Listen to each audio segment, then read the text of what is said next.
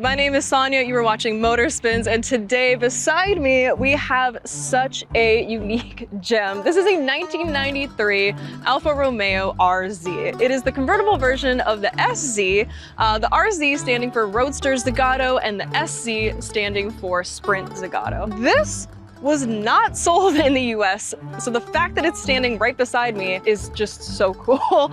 This is actually the only one that made its way over to the US and one of 285 that were made. So this thing is such a rarity.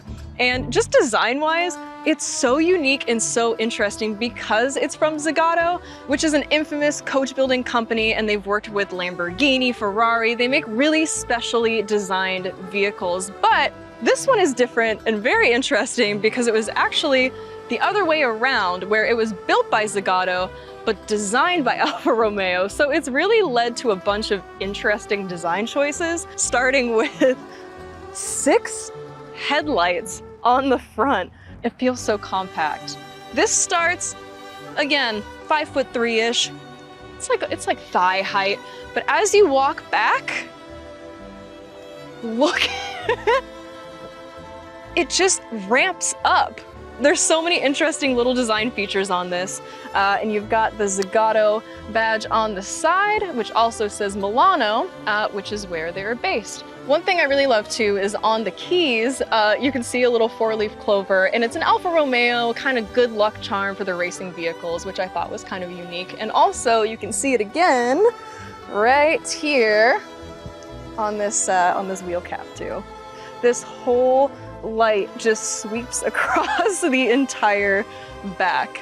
Again, so unique. This is so high up, and unlike the SC, there's no wing in the back, but the convertible looks pretty sick. Coming around to the side, I love the Italian security badge.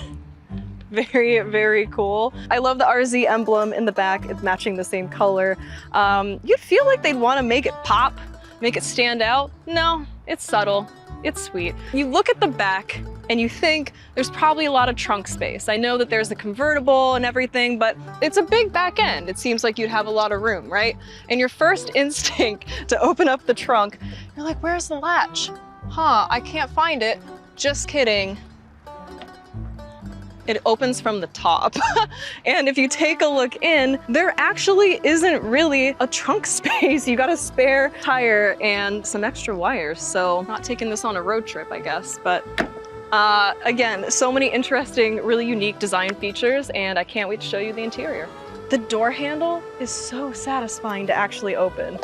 Oof, there's an Alfa Romeo embossed logo along the inside of the door. It's kind of subtle, and maybe you can't notice it's right off the bat, but there is a Zagato design embossment on the leather seats. On the pedals, there is an Alfa Romeo embossment. Again, a lot of really interesting, quirky stuff, including this. What do you think this does? What is this? You tell me. I'm not quite sure. It's maybe an impromptu pops down anyway. Very interesting design choices. There is a number plaque with the number of the car that was made. Again, only 285 were made, so we're sitting in lucky number 130. The climate controls. Each one has its own individual adjustment, including the heat and the cooling. And something really interesting too, there's actually a diagram to tell you the optimal settings to defrost your front window. And even though there was only 285 of these made, they still made a leather pamphlet for the manual, and it is RZ labeled. And I hope you can read Italian because I cannot. Down here beside the number placard, you have your adjustable suspension control, your fog lights, and then this suspect unlabeled button is actually for the top. It has a 5-speed manual gearbox, and again, because this wasn't released here, it was only produced in Italy, because of the 25-year import rule now, maybe we'll start seeing more over here. With the hood up now, I will tell you that your girl has got her reps in today because this thing is quite heavy. I cannot overstate that enough. But under the hood, we've got a 3-liter Busso V6 engine. You see Alfa Romeo on the engine oil cap.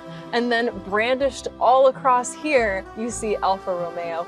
But if you take a look and you squint your eyes just right, you'll see way back in the corner, there is a little painted blue Z for Zagato. I feel like this is blasted with Alfa Romeo and then has a whisper of Zagato kind of interlaid between. This thing is pushing 204 horsepower with a top speed of 143 miles per hour. Again, specifically miles per hour, considering everything in here is in kilometers, which is kind of interesting. But again, it's not built for performance. This thing is just such a interestingly and uniquely designed gem.